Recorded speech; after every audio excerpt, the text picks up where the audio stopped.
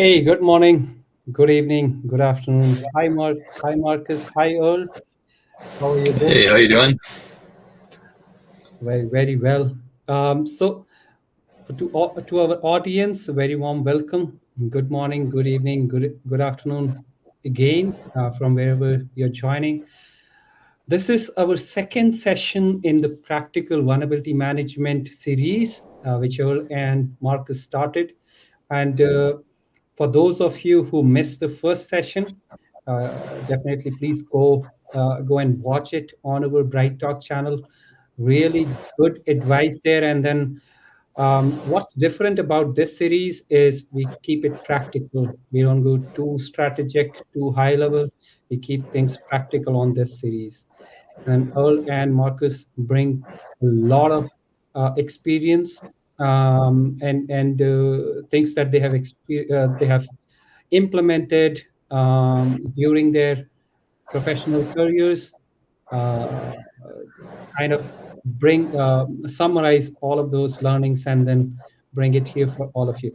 Today's session is going to be about compliance, and we call it compliance boot camp. The focus of today's session is going to be on NIST and CMMC essentials. I know for sure that's a hot topic. Everybody's trying to learn more about these compliance benchmarks and the regulations around these compliance policies. So we're going to dump down some of the basic stuff and then talk about the practical ways to implement these and the reasons why security and compliance teams must prioritize these over all the other things that they have to do. So, quick intro to the host of this series, the Practical Vulnerability Management series. I bring you Earl Doobie. He's the CISO at Ogsium that carries a long experience in cybersecurity. And Marcus, cybersecurity strategic architect with SecPod, but again, he goes long back into cybersecurity and he has implemented. I don't know what do I call it, but I think it's best to hear from you, Earl and Marcus. So why don't you tell a little bit about, what's really good about this series and I've seen the previous session that you did, right, and both of you were equally enthusiastic about uh, right this particular series. So can you tell our audience what can they expect from not just today's session but also the past sessions and the future sessions in this series? Yeah, I'll go first. So yeah, when Marcus and I were talking about this, months ago, it was there are a lot of podcasts out there, a lot of webinars out there around like you know kind of strategic level talking. A bunch of CISOs sitting around talking about it from a high level program standpoint. But we wanted to get down into the kind of the nitty gritty of you know the layers below the CISO and who's actually going to have to implement this stuff and the types of work that they're going to have to do to make vulnerability management successful. So getting past we need to do vulnerability. Now we want to talk about, how do we do that and how do we do it effectively? Yeah, I think the other thing that we kind of bring to the table, Earl, is an open conversation about it. Right? We're not reading from a script. We're not, doing this as a slide point presentation. It's all about your practical experience, what you've been doing out there, what you see, what we've worked on, what I've done.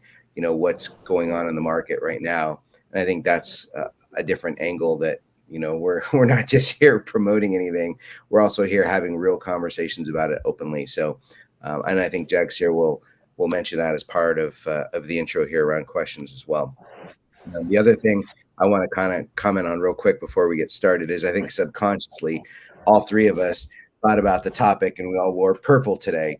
I don't know if that was on accident or subconsciously, but kind of the purple team, if you will, from the compliance standpoint. But I'll throw it back to Jax here with that.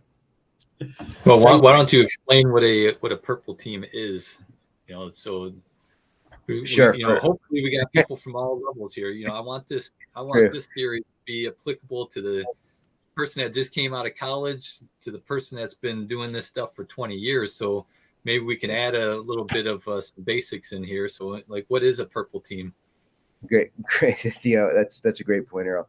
So you have your red team, right, which is typically going to be your offensive security team, or your pen testers, or folks who are trying to actively test your security measures. You have your blue team, which, as you would expect, would be your defenders, the folks that are trying to ensure all of your defenses are in place and working properly. And then when you mix the two colors together, you have the purple team. And that's where you're really doing both sides of the coin. And I think a lot of organizations that don't have a large security team and that don't have a large budget and that kind of sit in that area between, medium enterprise to maybe an SMB company, you're going to have a purple team, because that person's going to do, and everybody on that team can do both sides of the coin. So hopefully, Earl, that was a decent explanation. No, and that's actually, this is totally off script, and so this is why I like doing this, because like we do have an agenda, but this is totally off that agenda. But the discussion around a purple team, I think is a good one. I hadn't even been thinking about it, heading into this. But when you're the vulnerability management person, and you're the person that's in charge of doing the scanning and trying to figure out how to remediate this thing, that whole purple team concept does make a ton of sense. And because you got to be thinking about it from an adversarial standpoint as well as from a defensive standpoint, because that all comes together basically in vulnerability management, which maybe that's why I think it's such a critical function, and it's often overlooked by a lot of security programs. But that idea that those two concepts come together of I have 1,000 vulnerabilities. How do I figure out how to prioritize those? Well, that's where the red team mindset has to come into play, because you're like, all right, as a red teamer, which of these vulnerabilities would I be exploiting? Well, if there's known exploits out there, chances are I'm going to grab that exploit. I'm going to try to use that to enter into this organization and do some reconnaissance or whatever it is I'm trying to do. So the red team mentality helps you prioritize it. But then, having the blue team of it, of saying like, all right, well, how do I actually implement these defenses? And so then, because a lot of times that isn't clear in the tool itself. It'll tell you the priority of the vulnerability, and it'll tell you, how many of them you have, but it doesn't necessarily have to fix that. And so then you got to put your blue team hat on, go do some research and figure out like, how do I actually solve this problem that I think the red team is going to exploit? So totally a long-winded answer to something that you probably thought was a 1 second, pass by, but hey, it's our show. We get to do what we want with it. Well, I just want to add one little sentence on the end of that too, right? If you look at it with different glasses, hats, whatever you want to, I have different glasses or hats I could throw on for this, but if you look at it with the IT old view, right, you're looking at a checklist of things that you're trying to remediate from a vulnerability standpoint. If you look at it from the security view, you're looking at it with like, hey, these are the things that are the most critical. But if you look at it from a cybersecurity purple team view, it's exactly what you said, right? What's most likely? What do I need to defend against? And the two meet in the middle with the vulnerability management aspect of it, and of course taking action against it. So I think that is a fantastic way to kick it off, Earl, because if you don't look at it that way, it kind of doesn't matter. You've just got a list of stuff, and then you've got a list of stuff, and that really is the whole purpose of these things. Is we do not want people to be looking at this as just a list, So that's really the whole foundation of why we put these videos together. Is we want to get vulnerability management beyond kind of the normal view of it, which is like, that's just a big pile of, it's just a big list that gets spit out by this machine, and like no one ever does anything with it. We want to help you do something with that list so that it goes from just being this I don't know, esoteric exercise of like, hey, I checked the box, I have a vulnerability management tool. We want you to be actually practically using that information to defend your organization and protect your people. Yeah, lovely. I think that was lovely, right? All right, And now we can actually get into it. yeah, definitely. So I think the as you brought it up, right? It's your show, and then we can definitely talk about all of this. And it's kind of it's good to not being stuck to keeping stuck to a script, right? And that's why I love these sessions, because even before I ask uh, our audience to put in their questions. There are already questions coming in, right? So that's amazing. So we're going to keep Yeah, it. hopefully the question is, why are these two knuckleheads on my screen right now? But So we are going to keep it more conversational. So whenever you have feel like putting in your questions to Earl and Marcus, please type them in below your. You'll see a chat box just below your Bright Talk player. So just keep them coming, and then we'll try to answer them during the conversation.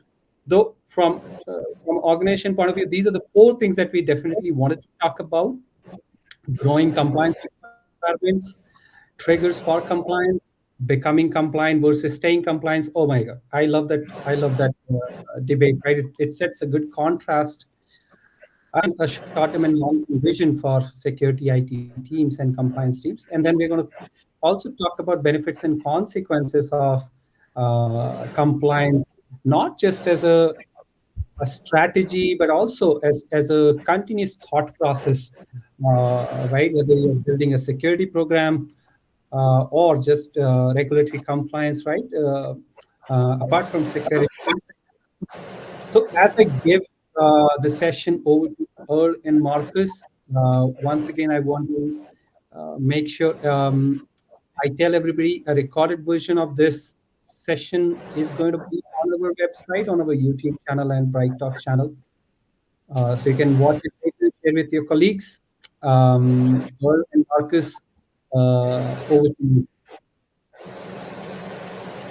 All right.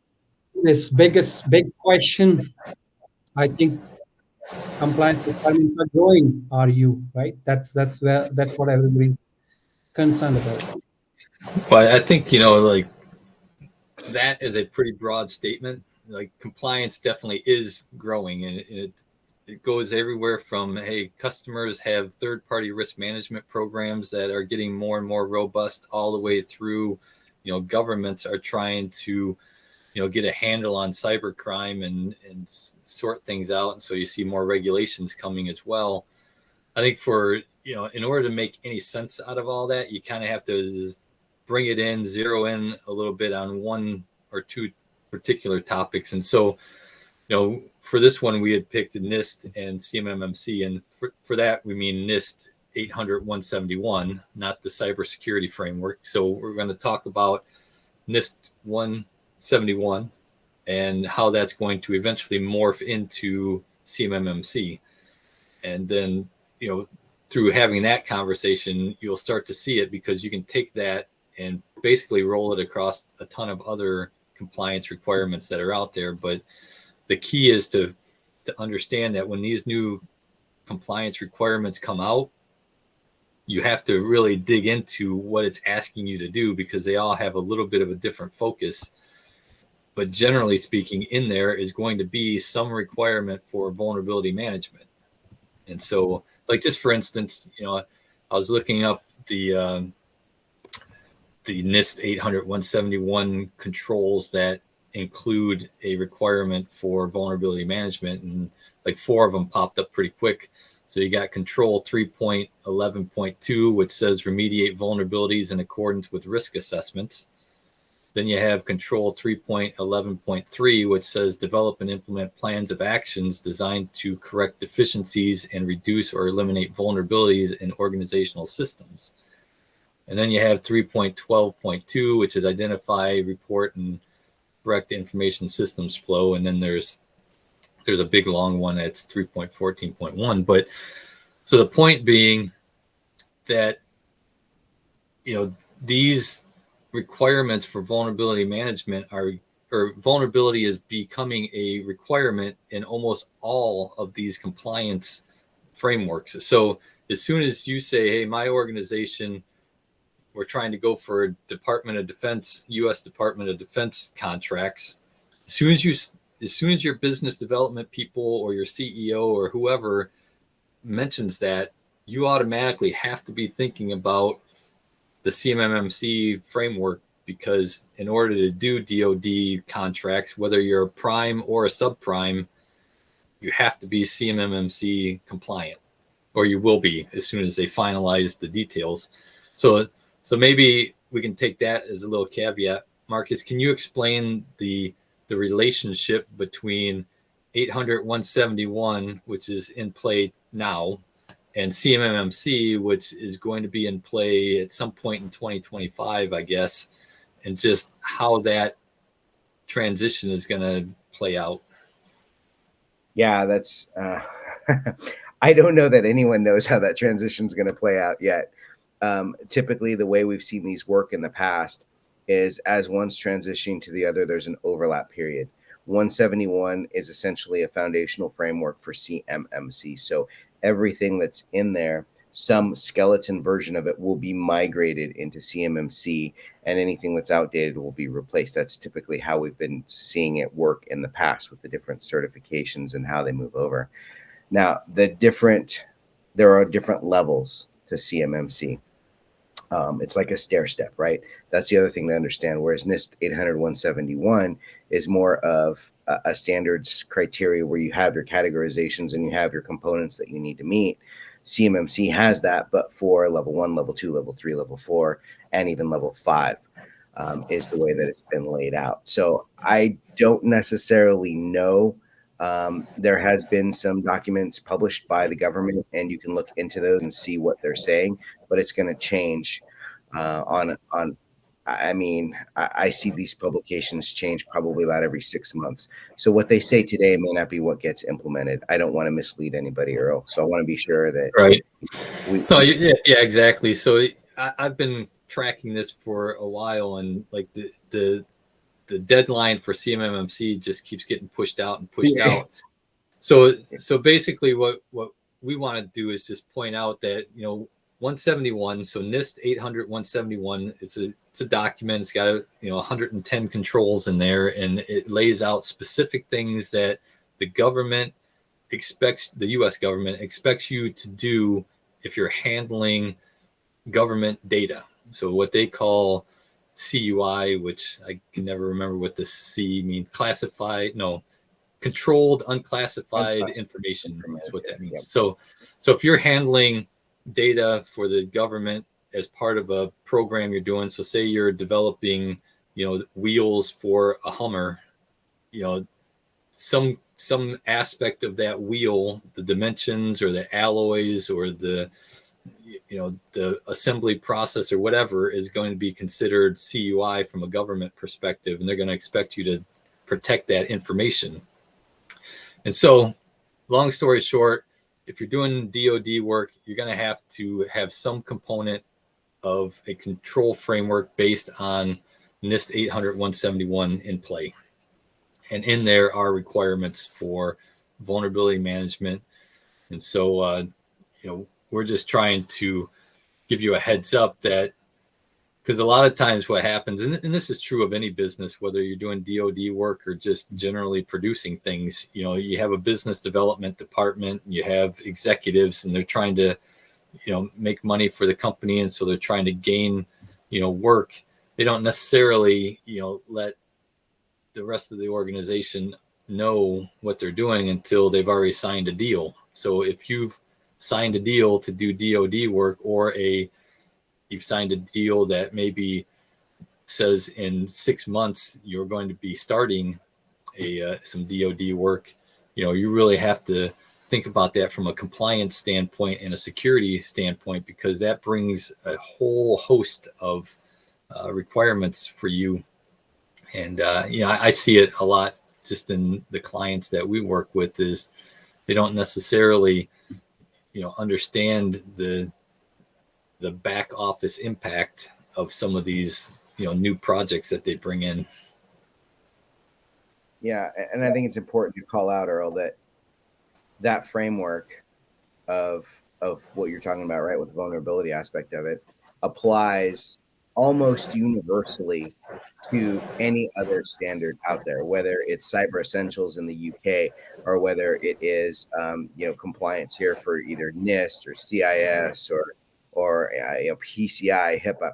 They all have a couple of basic things in them.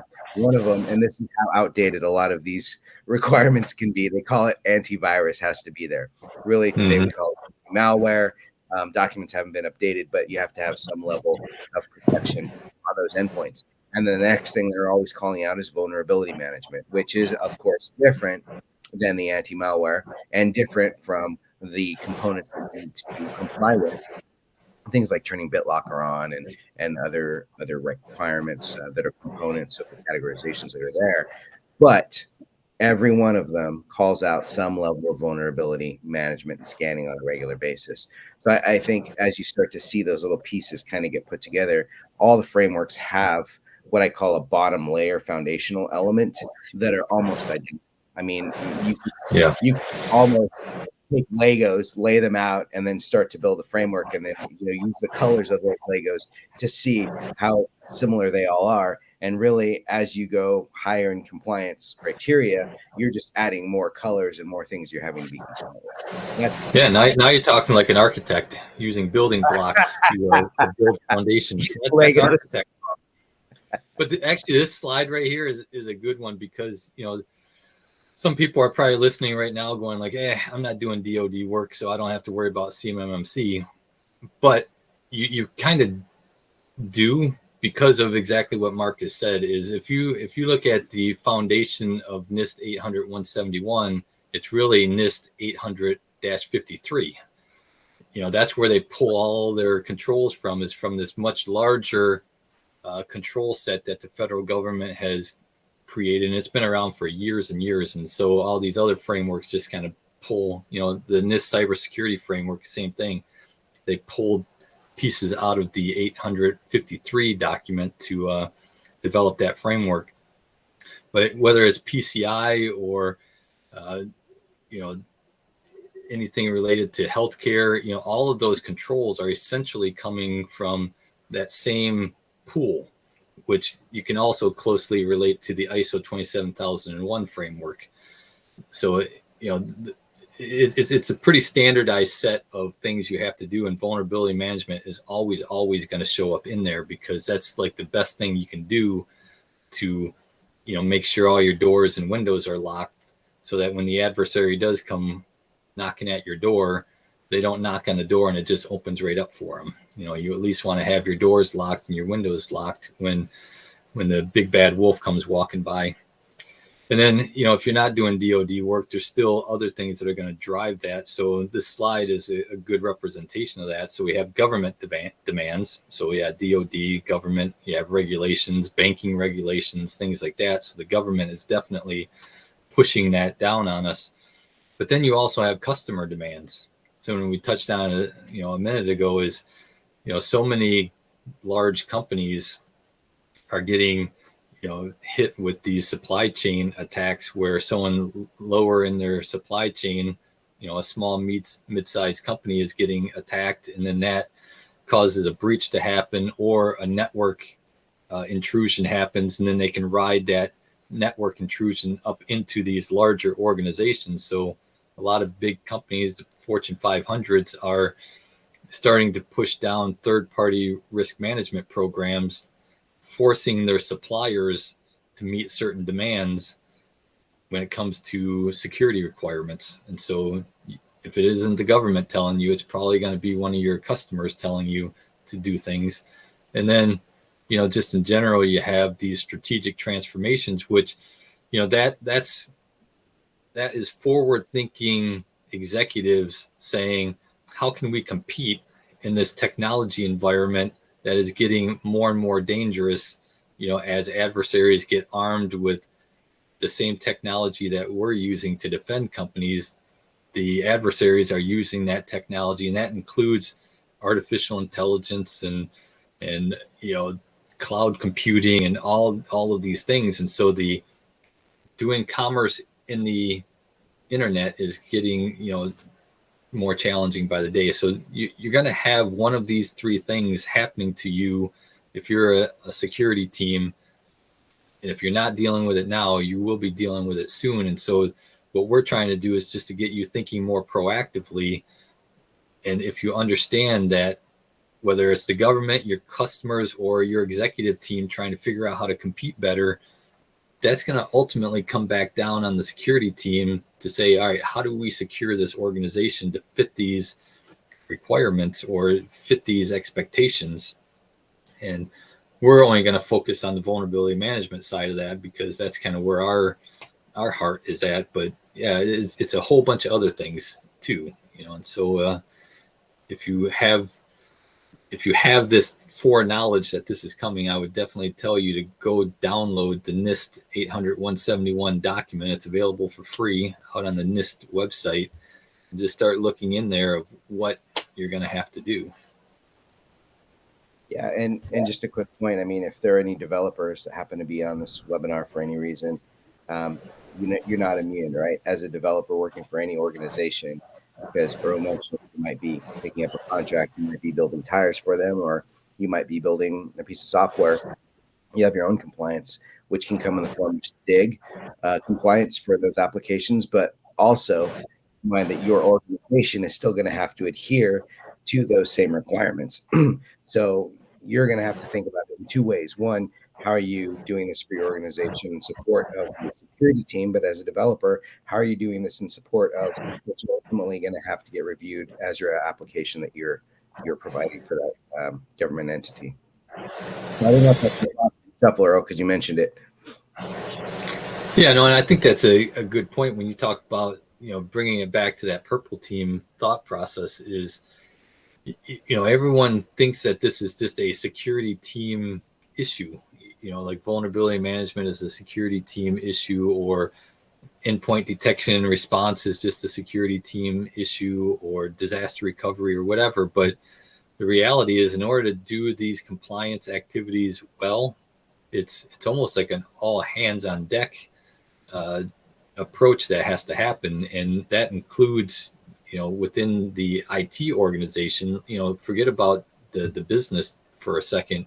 Even within IT, the security team relies heavily on the infrastructure teams and the application teams, because you can't do vulnerability management without all of those other teams. There is zero opportunity for a security team to be successful in doing vulnerability management if they don't have the cooperation, support, and backing of the infrastructure team, the server team, the data center team, the application team, because these vulnerability scanners, if they're designed correctly and they're scoped correctly, are finding vulnerabilities in software, they're finding vulnerabilities in servers, they're finding vulnerabilities in desktops, in network gear, all across the organization, wherever that technology risk is at.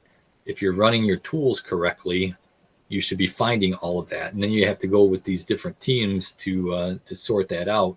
That's the only way you're really going to meet the compliance expectations that, these different parties are putting on you to solve that vulnerability management aspect. All right, what's on the next slide here? One thing I did notice in the questions I want to call out, I did have a correction that somebody made here. Abdullah, thank you for calling that out. CMMC 2.0 is only 3 levels, not the 5 Yes. that were previously listed out, CMMC 1.0. So thanks for that correction. And yes, I'm aware of that. I just, what happens when you get stuck, having done things along the way, sometimes you forget. Did 1.0 ever even go live? I mean, Ish. Okay, it was there, but I mean, it was like on life support from the time it came out, which is why 2.0 is trying to be, much more diligent in, how they're rolling that out, because I think 2.0 or 1.0 landed with a pretty big thud when they rolled that out. And they all land with a pretty big thud. That and is true. I think one other thing to call out, right? Because this is a perfect slide because you've got dollars and cents on here, Jags here. So thank you for putting that up. But another important thing to call out is not only does it land with a thud in terms of the requirements, it lands with that big thud in terms of the money associated to get compliant and then to stay compliant. Although not as bad as FedRAMP or some of those other things that you could be doing out there.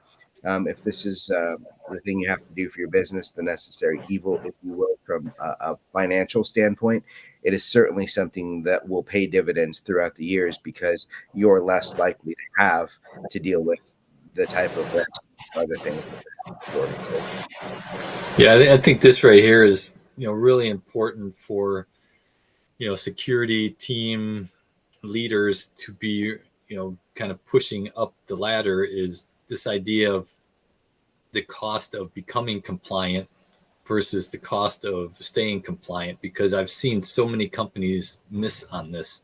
They'll look at, hey, I have a requirement to be CMMC certified, or I have a requirement to be PCI certified or SOC 2 certified, and they'll go out and they'll hire a consultant, or they'll hire someone like me, a virtual CISO or a fractional CISO or anybody. They'll go out and hire someone for a 6-month implementation to get compliant. So help us get our documentation up to speed, help us get all the tools that we need to meet the vulnerability management piece, the endpoint protection piece. So they'll put like this wrapper around it and say, all right, it's going to cost us X thousands of dollars to get all of these things in place and have this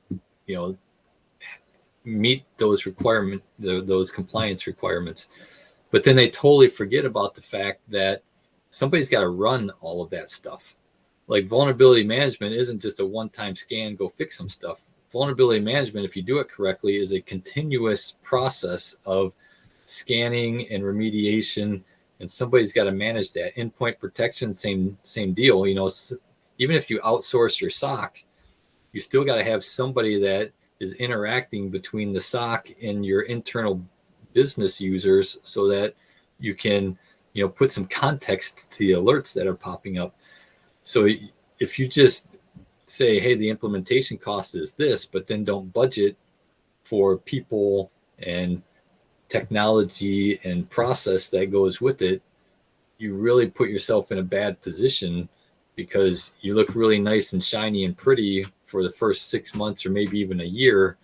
But then when you start doing those reattestations or recertifications, you start to find out, like, oh yeah, this thing used to work, but it doesn't work so well because, instead of hiring another security person to help manage the tools and have the meetings and update the documents, you just threw it all on your existing team, up at the front end, and now they're all overworked, or they're just not paying enough time to those tasks. You quickly fall out of compliance after you've spent all that money to become compliant. So you really have to look at both pieces of that equation and map it out.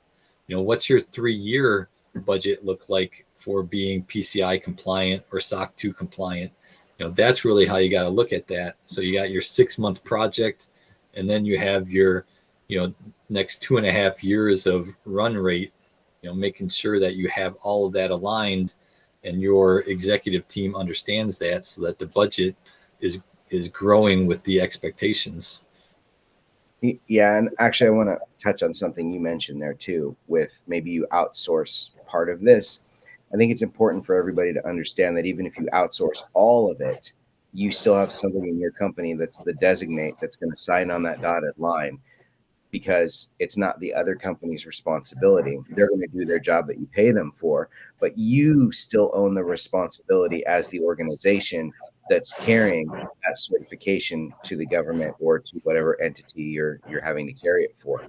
So I think it's important to call that out, right? You're still always going to have a person that's going to have to be the responsible party in your organization, even if you've decided to seek external help or outsource it altogether. There's no way to shift that responsibility over when you're talking about some of these compliance standards, right? So budgeting for that, right? Like you just mentioned, Earl, not just the team, but the technology that you might have to use for all of those. Yeah, and that point about how much to outsource and how much to insource, I know that's again not a topic that we had on our list here, but I think it's another one that's really important for people to think about, because it's one thing to say like, hey, I don't want to hire any security people, I don't want to hire any more than the one or two IT people that I have, so I'm going to outsource everything. Well, outsourcing maybe frees you up from like physical work, but it doesn't free you up from decisions. Like all the decisions still have to be made, and so you're basically saying those two internal resources or whatever that number is, if the more you outsource, the more decisions that have to be made. So just you got to account for that, because a lot of people don't understand that part of it. Like they're just thinking it's like, hey, I'm outsourcing like the phone company, so all I got to do is pick up the phone and everything back there just works. Well, it doesn't work that way with IT and with technology, because there's a lot of things that have to happen in terms of configurations and integrations and user experience and security concepts and things like that ultimately are going to funnel themselves back to those two internal IT people, and they're going to be asked all the time, like, hey, do you want to do scans monthly, weekly, quarterly? How often do you want to do scans? All right, well, we've done the scans. Who do I talk to about prioritizing these vulnerabilities? So you can never really outsource those functions. You can outsource some of the work, but you can't outsource the decisions that are being made. And so, to me, what I've seen, in terms of kind of the best working, because I've seen all flavors of this. I've seen the total outsourcing where even like the IT head, the lead IT person is outsourced. It's a consultant type person with like a big consulting firm, but all the way to just kind of doing strategic outsourcing of certain functions, like say a SOC or maybe a management of a certain tool. And I think those relationships work best when everybody kind of goes into those relationships wide-eyed and fully informed about how this is going to work. So whether you outsource it all or you outsource bits and pieces of it or you don't outsource anything, I think it's really important that whoever is consuming technology understands where those limitations are at, and the fact that you still have to make decisions internally. So who's making those decisions for you?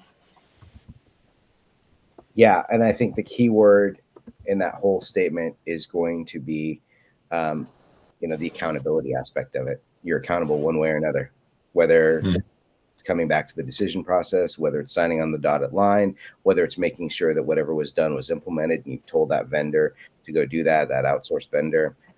All of that kind of comes together. But that's just part one. Now we have to cross that chasm with that tiny little line there that isn't even a bridge over to staying compliant, right? Because what happens when you're not compliant? I mean, Yeah. Everything up to losing the contract, right? Yeah.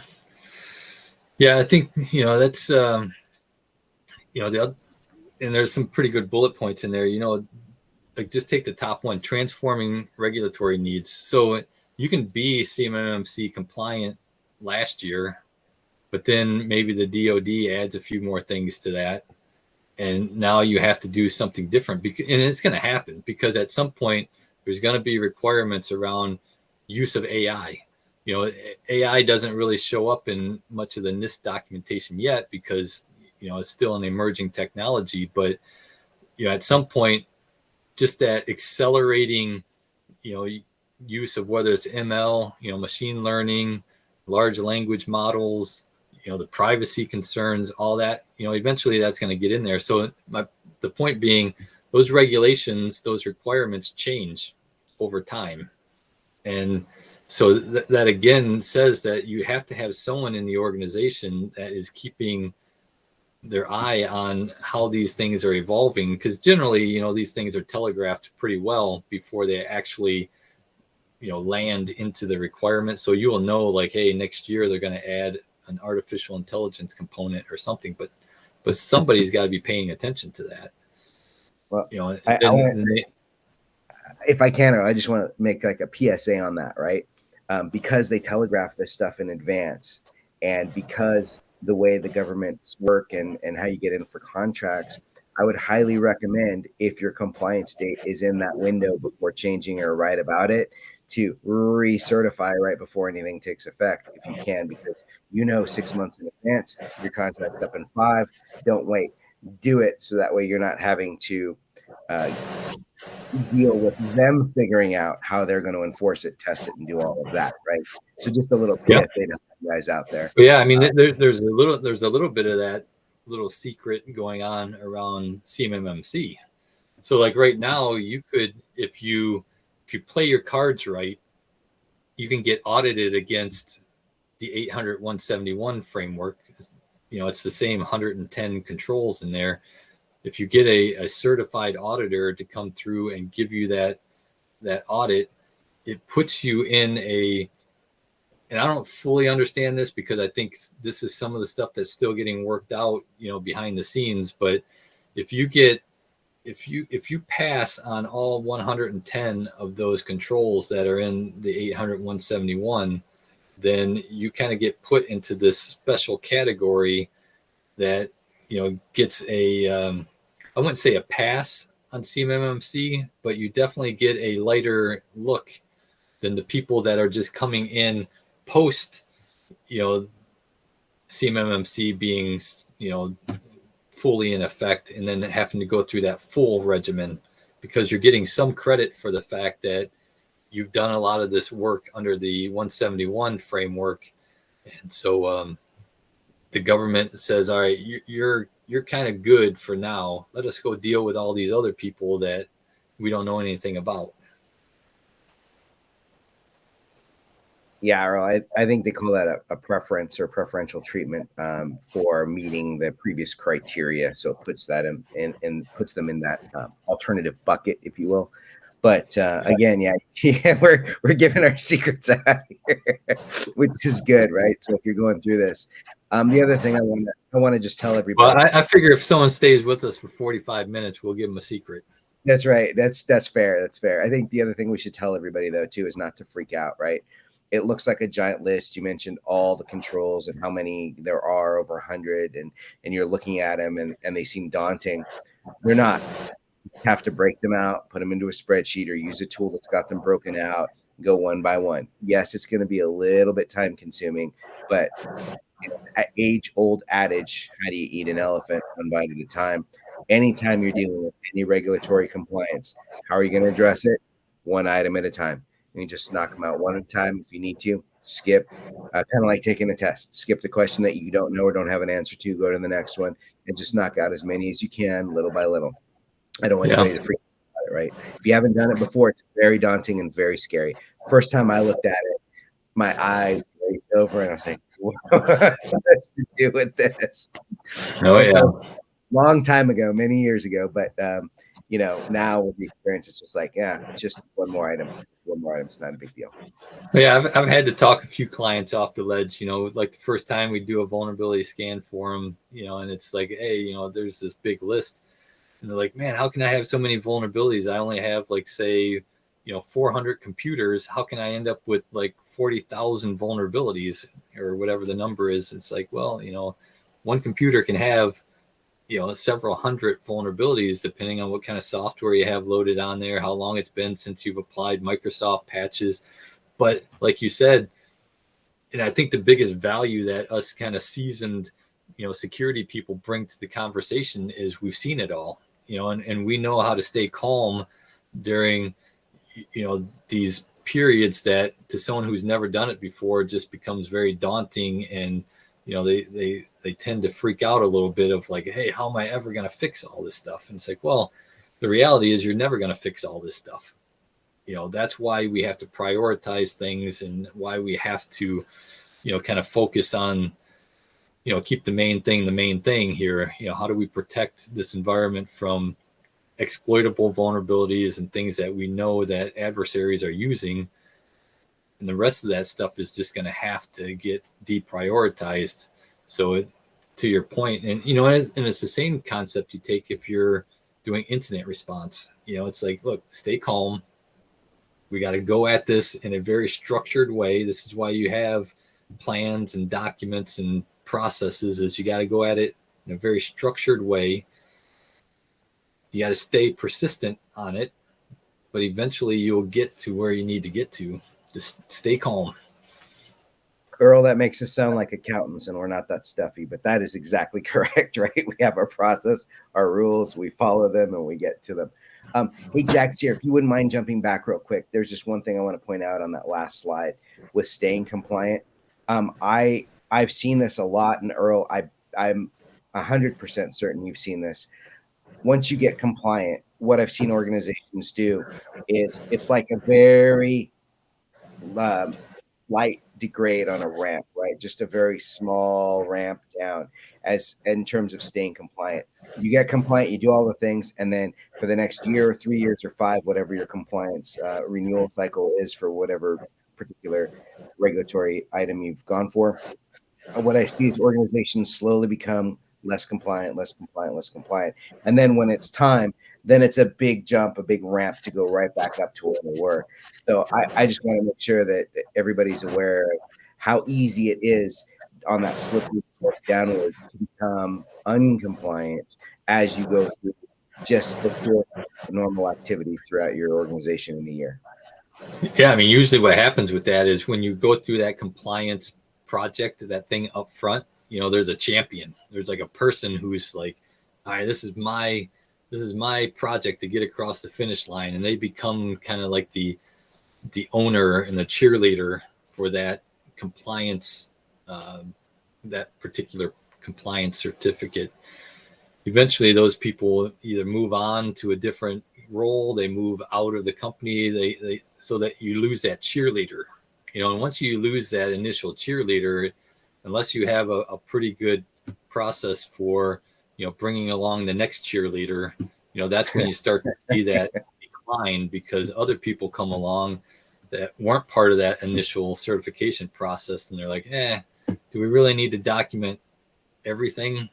Do we really need to keep a spreadsheet with all of these remediations in it? Do we really need to update this? So it just becomes like normal entropy where things are going to slowly decline until it hits a critical point, which is, hey, we're going to get re-audited in 6 months, so we got to clean all this stuff up. And then you'll see that ramp up again, and then someone will probably become the new cheerleader, and then the kind of cycle repeats itself. Yeah, sorry about that, Jax. I just wanted to make sure that we covered that slippery slope of staying compliant. Thanks. Yeah, and the why, right? Penalties. I think that's self-explanatory. We kind of touched on that. The legal impact, Earl, I haven't seen this here yet. The legal impact or repercussions I've seen have just been them losing the contract, right? I've seen an organization outright, sorry, we're done. You're not compliant. Yeah. We can't work with you. We're cut off. Yeah. And depending on how big that contract is, that could be more impactful than any fine that they could get. Some of these small and mid-sized companies, that DoD contract is basically what's keeping them afloat. They lose that contract, they lose their company. So, definitely that's another aspect of, thinking about that budgeting process and thinking about, how many resources are going to be diverted to helping maintain that compliance. Is you have to look at the business side of that and say, well, if we're not compliant, say it's PCI compliant. If we're not PCI compliant, what does that mean? It means we can't use credit cards. All right. Well, if we can't use credit cards, what's that going to do to our shop sales, or what's that going to do to our e-commerce sales? So, that piece of it is, the security teams never think this way, and they need to, because this is the other side of the equation. If you're going to ask for money for people and technology, you really should be building the whole business case to say, if you invest this $20,000 into this, this is to maintain the certification that we need that drives this, $3 million e-commerce site that we have. And if you can make that relationship, then that discussion becomes a little bit more business oriented, and people can understand that, versus just, hey, I need more money for a security tool.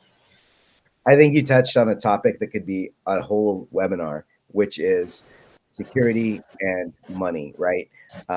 Security is always seen, cybersecurity, as a cost center, right? Money goes there, it doesn't do anything, like IT, which is why you don't get a lot of resources and why you don't get a lot of tools and money and things that you want to be able to do until something happens. And then you get this big influx and then it dies off again. So, Earl, I think you're spot on, right, with justifying the cost, especially when you can say, hey, this $5,000, $10,000, $50,000, whatever it is, $1,000, $500, it doesn't really matter. Whatever it is helps justify the cost of this incoming flow. Then all of a sudden, you're not just a cost center that money flows into and nothing comes back out of, right? Yeah. All right. Hey, are there any questions that are there any good questions in there that we can grab and kind of work on? We got about 5 minutes here.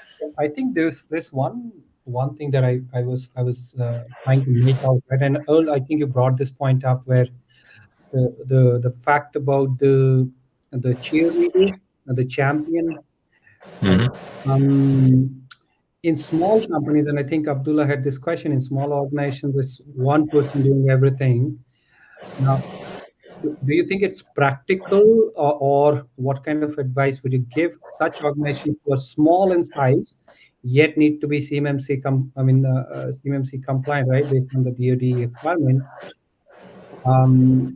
How do you put the champion there, because it's one person driving the show, which I imagine is not going to be the case most times, right? Because yeah, but I feel really bad for that one person.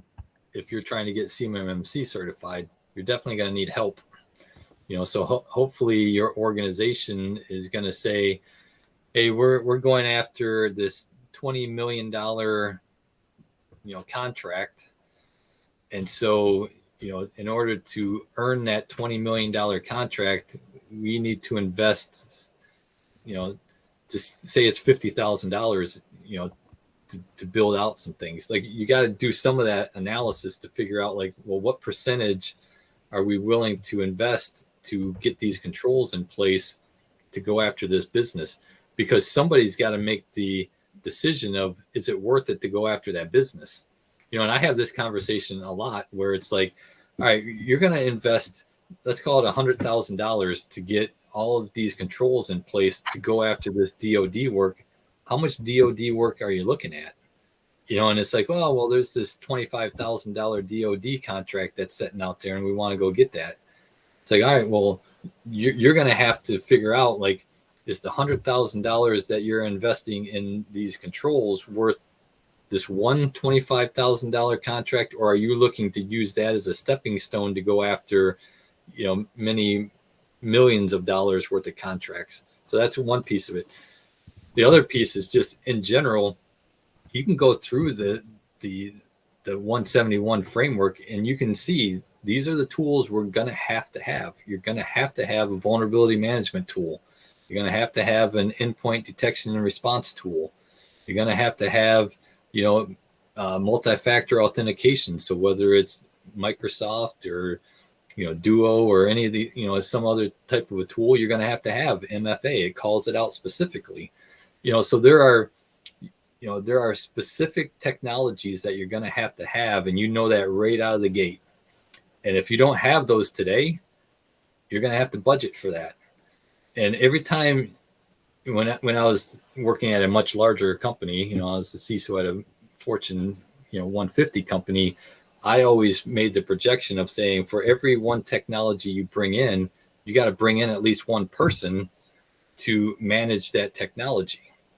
Now, you don't have that same ratio when you're a small business, so I understand that. Don't send me hate mail or anything. I understand when you're a small business, you don't have that, but you still got to understand there's effort involved with that. So if you already have an IT person who is 110% utilized and you don't have vulnerability management or endpoint detection, you got to be able to make that calculation that it ain't going to work if I just throw all that onto this one person. So that's where you can say maybe an MSP will work for me. Maybe I can, outsource some of the network support and some of the other stuff and free this person up to manage the compliance effort. Or you can use, other types of outsourced resources to help offset that. But if your IT person is 100% utilized, you can't then think that you can throw all of the CMMC requirements on there and have that be successful for you. Yeah, 100%, right, Earl? And the other thing is work backwards from when it is you think you need to be there. Work backwards and then give yourself an extra month to 3 months, depending upon which one you're going after and how many people you have. But if you have a 100% utilized individual and you have 6 months to get there, that's not going to work out, right? There's math that goes into this. So use the math, work backwards from when you think you want to do it, give yourself a buffer window. And oh, by the way, being compliant or getting to the point where you think you're there is different than being audited. So don't forget that there's an audit framework and time frame that goes past when you think you're ready and that time frame, because that audit could take you a month to schedule them. It could take 3 months to get them out there. In some cases, I've seen it take 6 months to get folks out there. Right. So I think you just have to plan on when it is you think you're going to do it and work backwards from that. And then you need to be working with those individuals to schedule them out well before it's due. All right, good. Well, I think that kind of wraps us up here. Yeah, just one last small question. I think, Marcus, we have talked about this before, and there's a question regarding that, right? Where staying compliant is another driver or impediment from a insurer point of view, right? And there was a question that on one side you have to stay compliant because your insurer should be one of the parties uh, who's asking you to stay compliant. But then there's another thing, and you talked about this too, which is the cost of security. And insurance companies are also pushing vulnerability scanners, cybersecurity premium, which is a question from the audience. How do you look at that angle? Do you think that is important to be considered?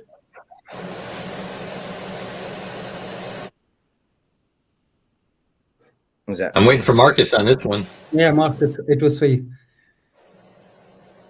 They called you out, man. They said, I want Marcus to answer this question. Sorry, guys. There's a lot of background static on that. So I'll just quickly repeat. So you talked about insurance as one of the drivers or the parties for companies to stay compliant.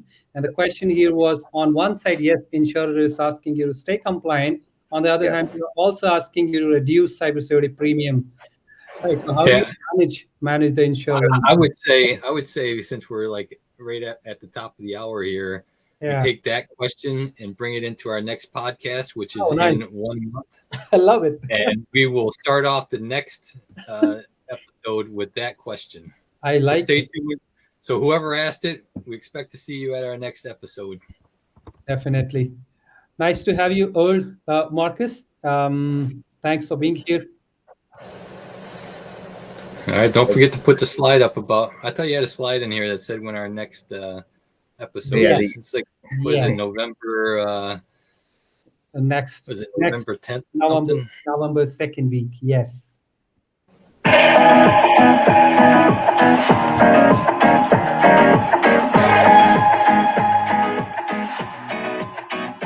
November 20th. 20th. Yes. That's late.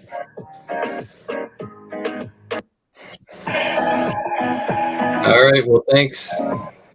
Thanks, guys. Yeah, well, we might have to move up that date. And as always, Earl, it's always a lot of fun to have those conversations. We had some great questions coming in.